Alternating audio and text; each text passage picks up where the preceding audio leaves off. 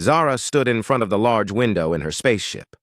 Below her, the blue and green planet called Earth slowly turned.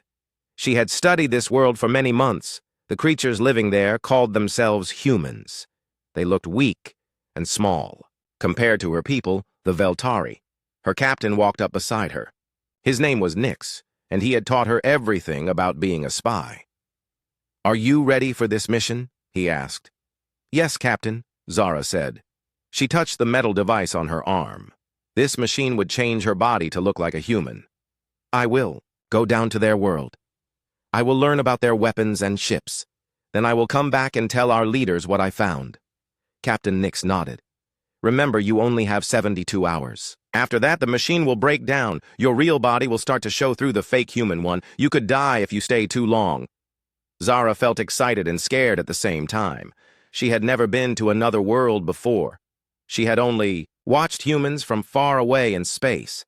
They seemed so strange to her. They were always fighting each other. They hurt their own planet.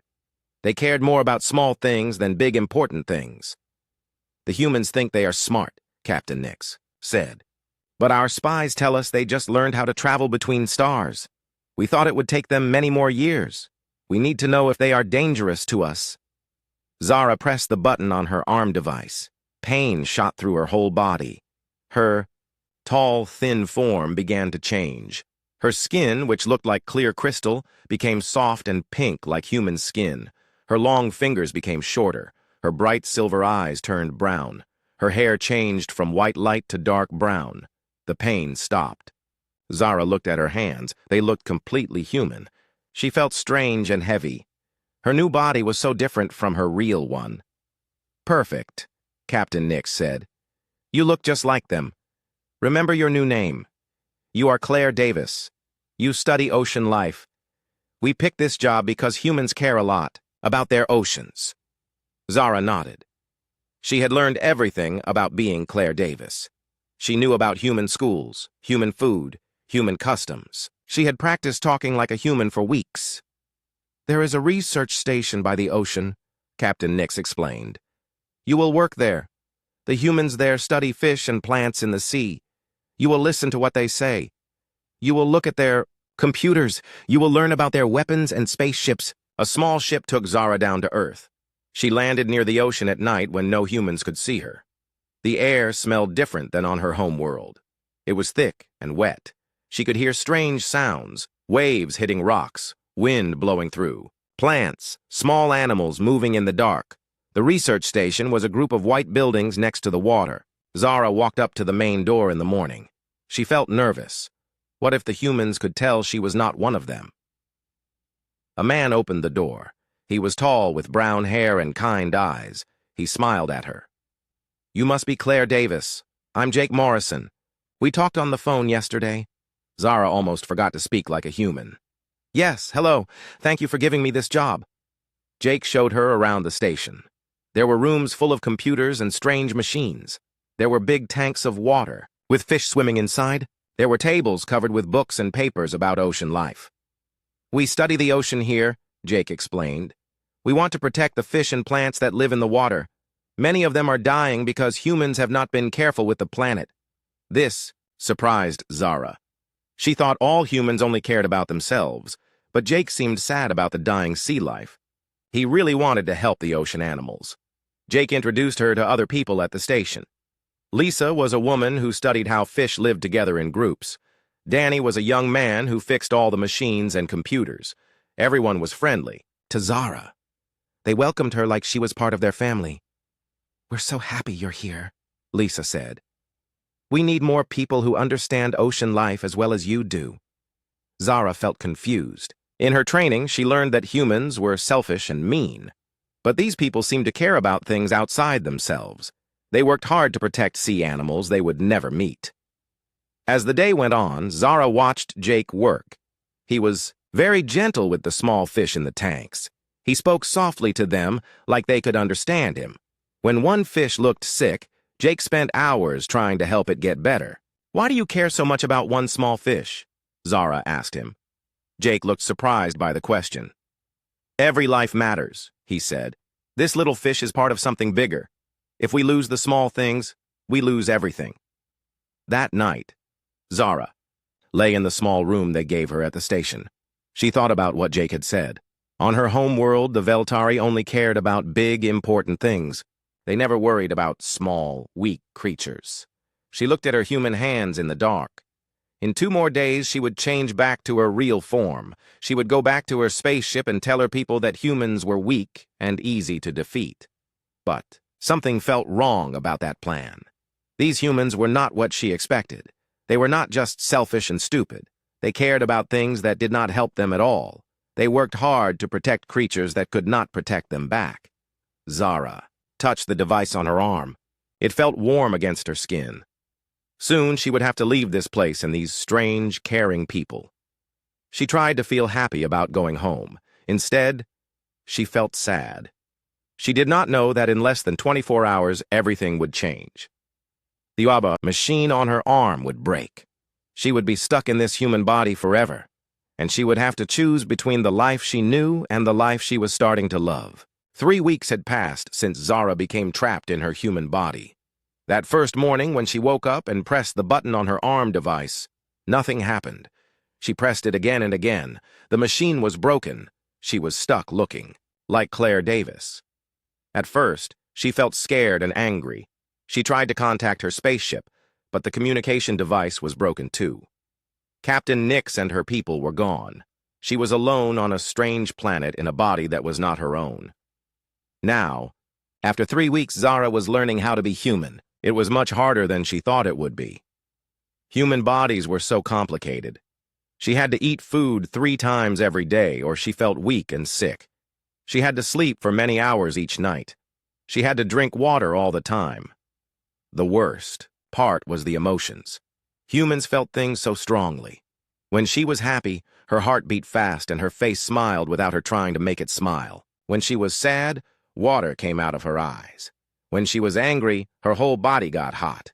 On her home world, the Veltari kept their feelings inside. But in this human body, emotions seemed to control everything. Jake helped her more than anyone else. He did not know she was not really human, but he could see that she was having a hard time. He taught her small things about being human that she never learned in her spy training. "You don't have to eat so fast," he said one day at lunch. "The food won't disappear." Zara had been eating like a Veltari, taking in nutrition as quickly as possible. She watched how Jake ate slowly, tasting each bite. She tried to copy him.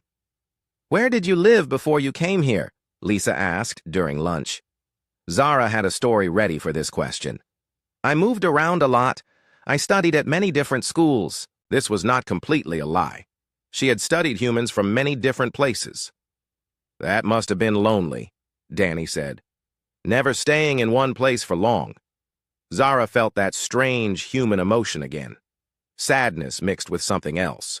She was starting to understand that humans needed to belong somewhere. They needed people who cared about them. "Yes," she said quietly. "It was lonely." Jake put his hand on her shoulder. The touch was warm and gentle. "Well, you have a home here now," he said. "We're happy you're part of our team." The word home made something twist inside Zara's chest. She had never thought of any place as home before. Veltari moved from ship to ship, planet to planet. They served the Empire wherever they were needed. But sitting in this small room with Jake, Lisa, and Danny, eating simple human food and talking about small daily things, she felt something she had never felt before. She felt like she belonged. That afternoon, Jake asked her to go on a deep ocean dive with him. They would take a small submarine down to the bottom of the sea to collect samples of water and small sea creatures. "Are you sure you want me to come?" Zara asked. "I have never been in a submarine before." This was true. The Veltari had machines that could travel underwater, but she had never used one. "Don't worry," Jake said. "I'll teach you everything you need to know." The submarine was smaller than Zara expected. She and Jake had to sit very close together inside it. Jake showed her how all the controls worked.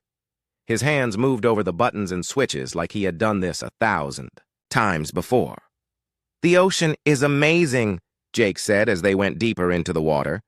"Humans have only explored a tiny part of it." There are probably thousands of species down here that we don't know about yet. Through the small window, Zara could see strange fish swimming in the dark water. Some of them glowed with their own light. Others had shapes unlike anything she had ever seen, even on other worlds. "Look at that," Jake said, pointing to a group of fish that moved together like one big creature. "They've learned to work as a team. Each fish is small and weak by itself, but together they can protect each other from bigger predators." Zara watched the fish move together in perfect coordination. It reminded her of Veltari battle fleets, but these fish were not preparing for war. They were just trying to survive and protect their families. Suddenly, red lights started flashing. Inside the submarine, a loud alarm rang out.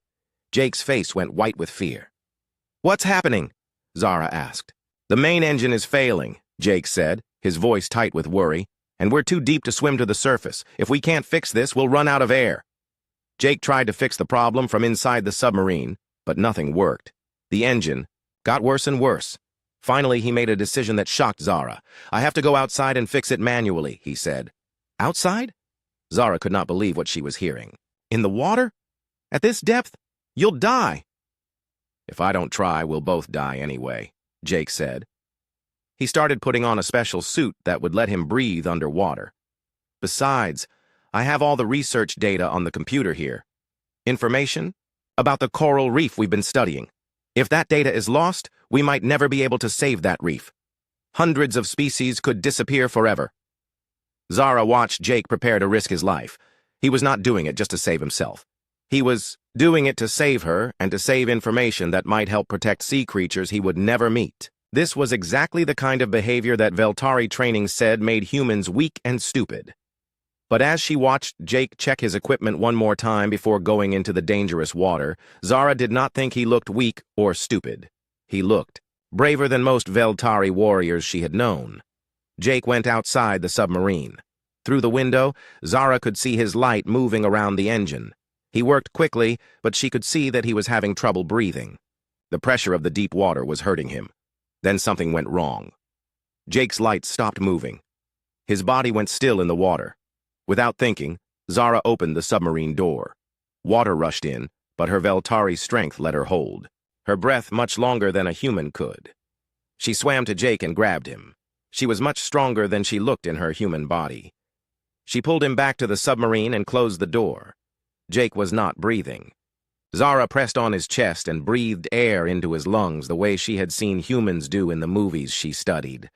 After long, scary minutes, Jake coughed up water and started breathing again. "How did you—" Jake looked confused. "How did you hold your breath that long? How were you strong enough to pull me back?" Zara's mind raced. She had used her Veltari abilities to save him, but now he was asking questions she could not answer. "Adrenaline," she said, using a word she had learned. "Sometimes humans can do amazing things when someone they care about is in danger." Jake looked at her with wonder in his eyes. "You saved my life," he said softly.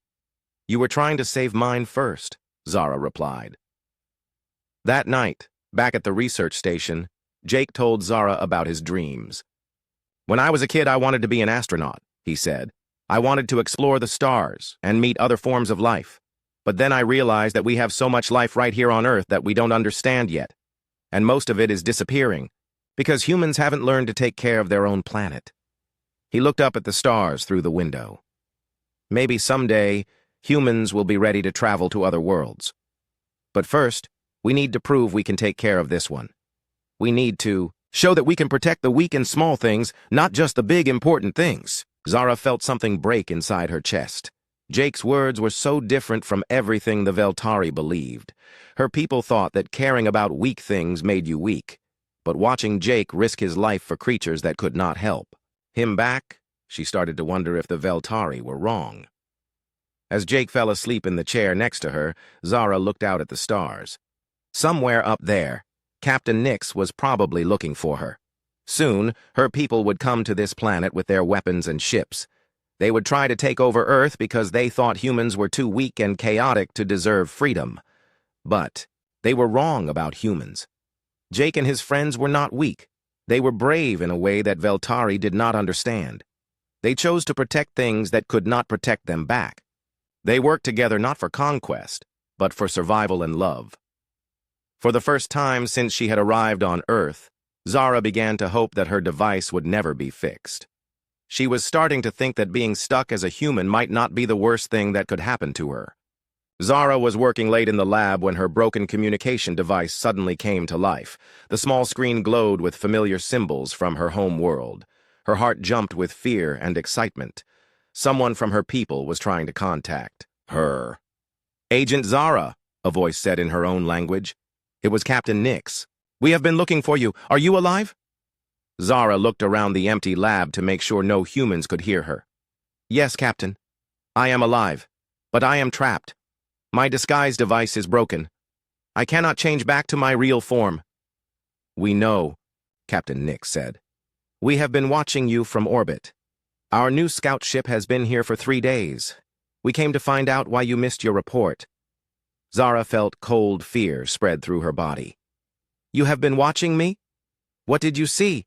"We saw you acting like a real human. We saw you saving that human male in the ocean. We saw you caring about their small problems." Captain Nix's voice sounded disappointed. "The High Command thinks you have been compromised by too much contact with the humans. They want to move forward with the invasion." "Invasion?" Zara whispered. "But I have not finished my report yet." "Your mission is considered a failure," Captain Nix said. "The High Command has decided that humans are too dangerous to leave alone. They learned space travel too fast. They might become a threat to the Empire in the future. The invasion fleet will arrive in 4 of their months."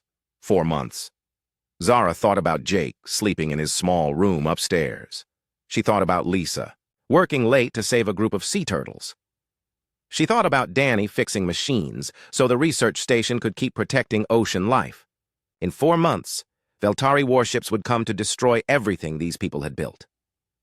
"Captain, I need more time to complete my mission," Zara said carefully. "I have learned important things about human capabilities." "What have you learned?" Captain Nix asked. Zara thought quickly.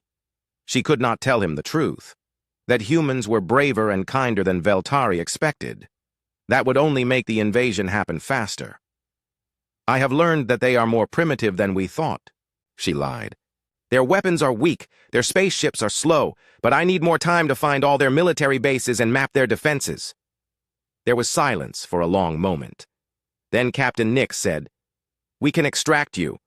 Our medical bay might be able to fix your disguise device." "No," Zara said quickly. "If you extract me now, the humans will notice I am missing. They will become suspicious. Let me stay and finish gathering intelligence. I can send you information about their defenses that will make the invasion easier." Captain Nix agreed to give her more time, but he warned her, "Do not let the humans affect your judgment. Remember, you are Veltari. You served the Empire. These creatures are not your people." After the communication ended, Zara sat in the dark lab feeling sick. She had bought some time, but not much. And now she was a traitor to her own people. She was planning to lie to them about human capabilities to protect the planet that had become her home. Over the next few days, Zara began secretly sabotaging the Veltari scout ship's information gathering. When their scanners tried to map human military bases, she used her technical knowledge to send false signals that made human defenses look weaker than they really were. When they tried to analyze human technology, she made their computers think human spaceships were slower and more primitive than they actually were. But her strange behavior did not go unnoticed by Jake. He started asking questions. "Claire, you've been acting different lately," he said one morning. "You seem worried about something, and sometimes you say things that don't make sense." "What do you mean?" Zara asked, trying to sound normal. "Yesterday, you called the Pacific Ocean the 3rd largest body of water on this planet. Why would you say this planet instead of just the planet or Earth? And last week, when we were looking at the stars, you pointed to a constellation and said it looked different than it did from your previous observation point." "What previous observation point?" Zara felt panic rising in her chest. Jake was too smart. He was starting to figure out that something was wrong with her. "You also seem to know things you shouldn't know," Jake continued. "You knew that the submarine's engine would fail 3 days before it actually failed. You knew exactly which fish would be in the deep water trench before we got there. And your strength? Claire, I've seen you lift equipment that should be too heavy for someone your size. That night, Lisa and Danny joined Jake in confronting Zara. They sat around the small table in the break room, all of them looking serious and worried. Claire, we care about you, Lisa said. But we think you're in some kind of trouble. Maybe you're running from something or someone. We want to help you, but we need to know the truth. Danny nodded. We've noticed that you never talk about your past. You don't have any photos of family or friends. You don't have any personal things at all. It's like you didn't exist before you came here. Jake leaned forward. And there are small things. You eat like you've never tasted food before. You watch people talk like you're trying to learn how conversations work. Sometimes you look at simple objects like you've never seen them before. Zara looked at their faces. These humans had become her friends, maybe even her family. They cared about her enough to confront her when they thought she was in trouble. They wanted to help her even though they did not understand what was happening. But if she told them the truth, she would put them in terrible danger. If Captain Nix found out that humans knew about the Veltari, he would call for immediate invasion. The fleet would come early, before she could figure out how to protect Earth. Can't tell you everything, Zara said finally. But you're right, I am in trouble. I am not exactly who you think I am. Are you running from the law? Danny asked. Are you in witness protection or something? Something like that, Zara said. It was not completely a lie. But I can't tell. You the details without putting you in danger. The less you know, the safer you'll be. Jake reached across the table and took her hand. Claire, whatever trouble you're in, you don't have to face it alone. We're your friends. We want to help you. Zara felt tears starting to form in her eyes. These humans would risk themselves to help her, even though they did not know who she really was. Even though helping her might bring danger to them. I need time to think, Zara said. Can you give me until tomorrow night? Then I'll decide what to tell you. Jake squeezed her hand. Of course. But Claire, whatever you decide, remember that we care about you. That won't change. After her friends went to bed, Zara walked down to the ocean. She stood on the rocks and looked up at the stars. Somewhere up there, Captain Nix was waiting for her report. Somewhere beyond that, a Veltari invasion fleet was preparing to destroy everything she had come to love. She had less than 4 months to find a solution. She had to choose between saving her new home and betraying her old one. She had to choose between the people who had raised her and the people who had taught her what it meant to have a home. And she had to make that choice while her heart was breaking with a very human emotion that Veltari were never supposed to feel. She was falling in love with Jake Morrison, and she did not know how to save him from what was coming. The next night, Zara asked Jake to walk with her on the beach. The moon was bright, and they could hear waves hitting the rocks. Her human heart was beating so fast, she thought Jake might hear it. Jake, she said, stopping to face him. I need to tell you something that will sound impossible. But I need you to listen to everything before you decide what to do. Jake looked worried, but he nodded. Okay, I'm listening. Zara took a deep breath. I am not human. I am from another world. My people are called the Veltari. I came here as a spy to learn about humans, but my disguise machine broke, and now I am trapped in this body. Jake stared at her for a long moment. Then he laughed, but not in a mean way. Claire, you don't have to make up crazy stories. Whatever trouble you're really in, I told you we want to help. I'm not making this up, Zara said. She held up her hand and concentrated hard. For just a moment, the skin became clear like crystal, and Jake could see light moving underneath it like living water. Then it went back to looking human. Jake stepped backward, his eyes wide with shock. That's not possible. My real name is Zara, she said. I look nothing like this human body. In my real form, I am tall and thin. My skin is like clear crystal. My hair is made of light. I can live for thousands of years. Jake sat down hard on a piece of driftwood. Aliens, he whispered. Real aliens. And you're one of them. Yes, Zara said. And Jake, there's more. My people think humans are dangerous. They are planning to invade Earth in less than 4 months. They want to take over your planet. Jake looked up at her with fear and confusion. Why are you telling me this? If you're a spy for them, why warn me? Zara sat down next to him on the driftwood. Because living here has changed me. Working with you and Lisa and Danny has taught me things about humans that my people do not understand. You are not weak or stupid like they think you are. You are brave and kind and caring. You protect things that cannot protect you back. You work together to solve problems. You are everything my people say they value. But you do it better than we do. So you're betraying your own people to save us? Jake asked. I do not know if I can save you, Zara said honestly. But I have to try. I cannot let them destroy the first place that has ever felt like home to me. Jake was quiet for a long time. He looked out at the ocean, then up at the stars, then at Zara's face. How do I know you're telling the truth? How do I know this isn't some kind of test or trick? Zara understood his suspicion. What would prove it to you? Show me more of your real form, Jake said. Show me that you're really not human. Zara stood up and walked a few steps away from him. She closed her eyes and concentrated on the disguise device. Fighting against its control, she managed to change more of herself. Her human hair became long and white like flowing light. Her brown eyes turned silver. Her skin became partially transparent, showing the crystal patterns underneath. Jake made a sound of amazement. You're beautiful, he said softly.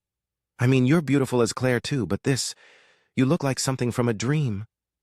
The disguise device fought back, and Zara's appearance snapped back to human. The effort left her tired and shaking.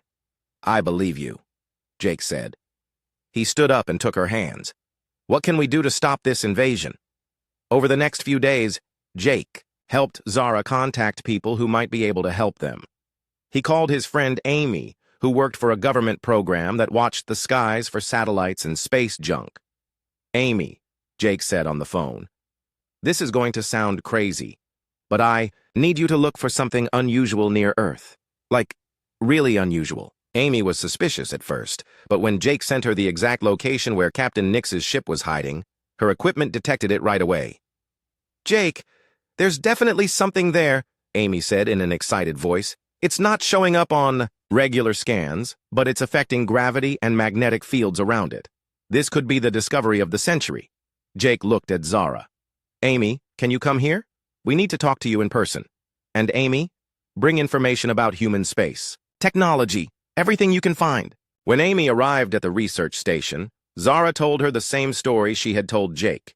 Amy was a scientist, so she asked many detailed questions about Veltari technology and biology. Zara answered everything honestly. This is incredible, Amy said. But if your people are planning to invade, why haven't they done it already? Why send a spy first? Because they are not sure humans are worth the trouble of a full invasion, Zara explained. They think you might be too primitive to be a threat, but if they decide you are dangerous, they will destroy you. If they decide you are not dangerous, they will make you slaves. So we need to convince them that we're not worth invading but also not weak enough to enslave, Lisa asked. No, Jake said firmly.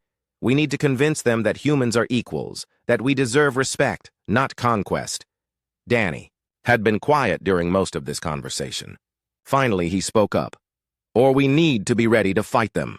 Zara shook her head. You cannot fight a Veltari invasion fleet. Their ships are too powerful. Their weapons are too advanced. Your only hope is to make them change their minds about humans. Then that's what we'll do, Jake said. Zara, you know your people better than anyone. What would convince them that humans deserve to be left alone?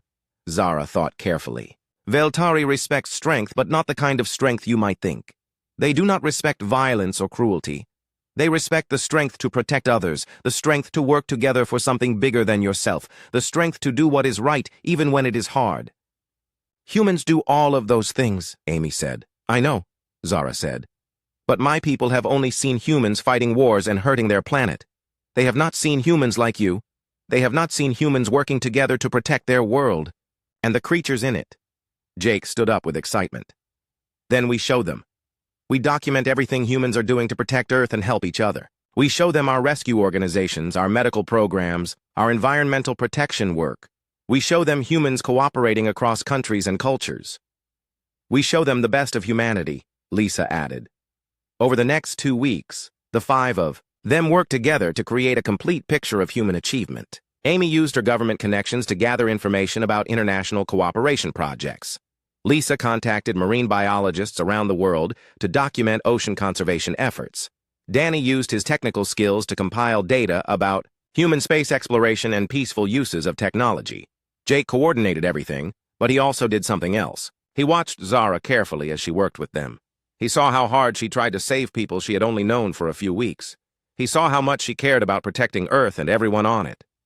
One evening, as they worked late in the lab, Jake pulled Zara aside. "Zara," he said, "I need to tell you something. I think I'm falling in love with you."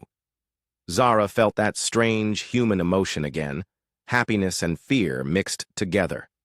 "Jake, you do not understand. I am not really human. This body, this face, it is all fake. And even if we stop the invasion, I will never truly belong in your world." Jake took her hands and looked into her brown eyes that he now knew were really silver. "I don't care what you look like. I care about who you are, and the person you are, the person who risked everything to protect people she barely knew. That's who I'm in love with." "I love you too," Zara whispered. "But I am so scared, Jake. What if we cannot stop them? What if I have to choose between saving you and saving my own people?" "Then we'll figure it out together," Jake said. "Whatever happens, we'll face it together." But even as Jake held her, Zara knew that their time was running out. In less than 3 months, the Veltari fleet would arrive, and she still had no idea how to save the world she had learned to call home. 2 months later, everything changed in a single night. Zara was working alone in the lab when bright lights appeared outside the windows. She looked out and saw 3 Veltari soldiers walking toward the research station. Captain Nix was with them. Zara's blood went cold. They had come for her. She quickly sent a message to Jake, who was in town getting supplies. "Stay away from the station. They are here." Then she erased all the evidence of their work from the computers and went outside to meet her former people. Captain Nix looked exactly the same as when she had left the ship months ago. He was tall and thin, with crystal skin that glowed softly in the dark. The soldiers with him carried weapons that could kill a human instantly. "Agent Zara," Captain Nix said in their language, "you have been compromised. We are here to extract you." "I am not ready to leave," Zara said. "I still need more time to complete my mission." "Your mission is over," one of the soldiers said. "The invasion fleet arrived in this system yesterday. The attack begins in 48 hours. Zara felt like the ground was falling away under her feet.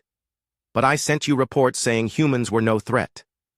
"Yes, you did," Captain Nix said coldly. "But—" "Our scouts have been watching you, Zara. We know you have been lying to us. We know you have been sabotaging our information gathering. We know you told humans about our plans." At that moment, Jake's truck came racing up the road to the station. He jumped out and ran toward them, but stopped when he saw the 3 Veltari. "Soldiers." "Let me guess," Jake said to Zara. "These are your people." Captain Nix looked surprised. "This human knows what you are?" "Yes," Zara said. There was no point in lying anymore. "I told him everything." "Then he must die," the soldier said, raising his weapon. "No." Zara stepped between the weapon and Jake. "He is not a threat to you." "All humans are threats now," Captain Nix said sadly. "Zara, you have been infected by prolonged contact with this species. You have forgotten your duty to the Empire, but we can fix that. Our medical bay can restore your proper thinking patterns." "My thinking does not need to be fixed," Zara said firmly. "I have learned the truth about humans. They are not what we thought they were." "Yes, they are worse than we thought," the soldier said.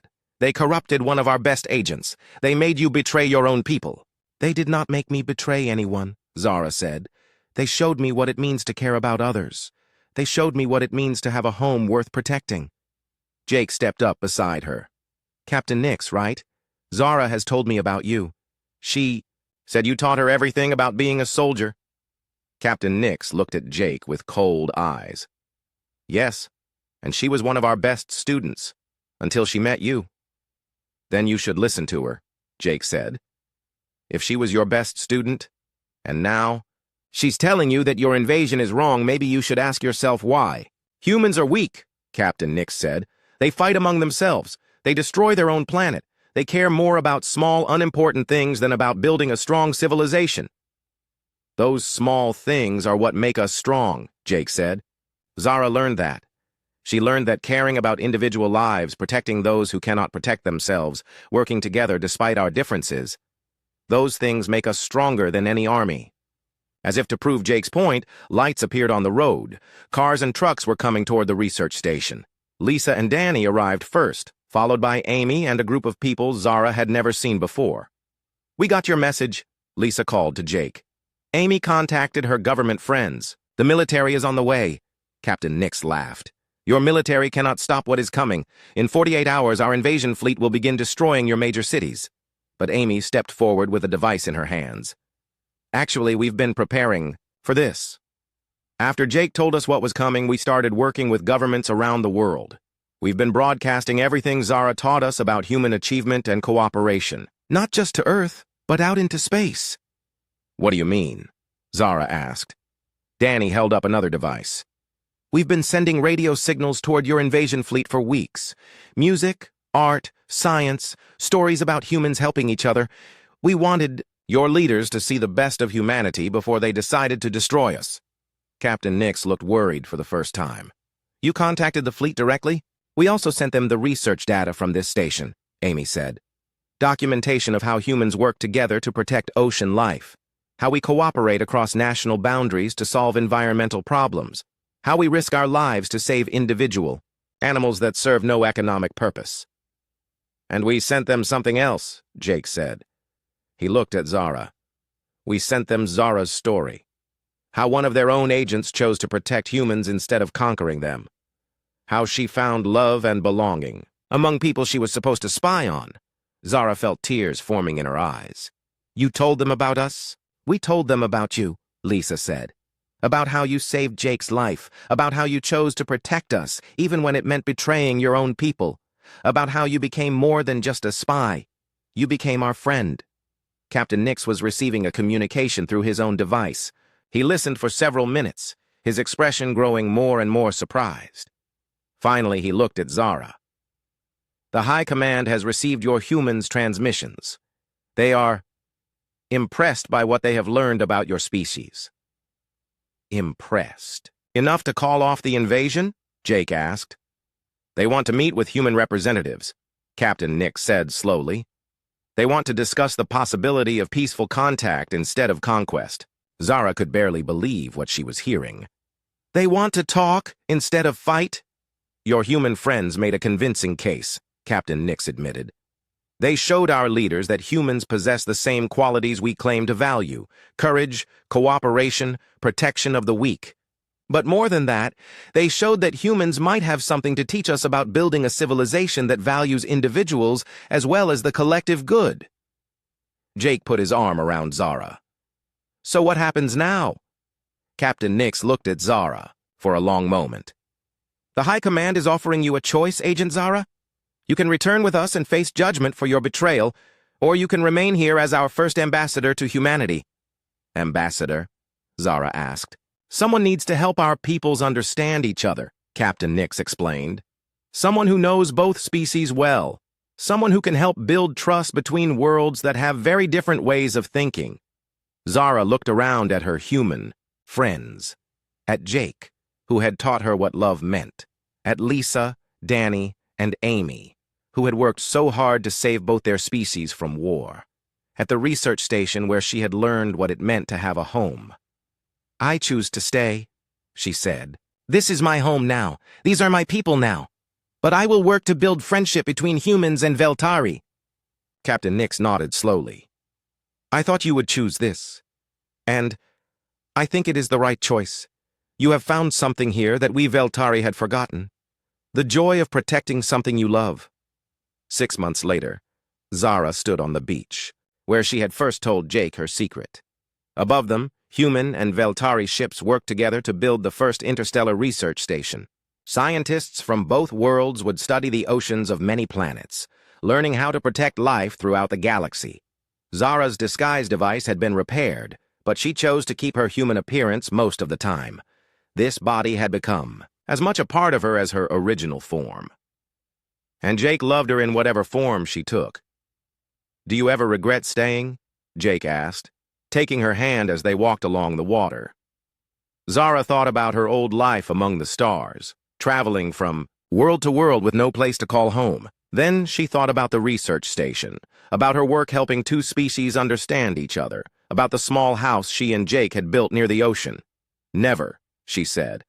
"I was sent here to learn about human weaknesses. Instead, I learned about human strengths, and I learned that the greatest strength of all is the ability to choose love over fear, cooperation over conquest." She looked up at the stars, where human and Veltari explorers were beginning to search for new worlds together. "Besides," she added with a smile, "this is just the beginning. There are so many more species out there for us to meet and understand." Jake smiled back. "Together?" "Always together," Zara said. "That's what humans taught me. That the best adventures are shared." Buns. As the sun set over the ocean, Zara knew she had found something more valuable than any military intelligence or conquest. She had found a home, a family, and a love that bridged the space between worlds. And she had helped two very different species learn that their differences made them stronger, not weaker. The spy had become an ambassador. The alien had become human. And the invasion had become the beginning of a friendship that would spread across the stars.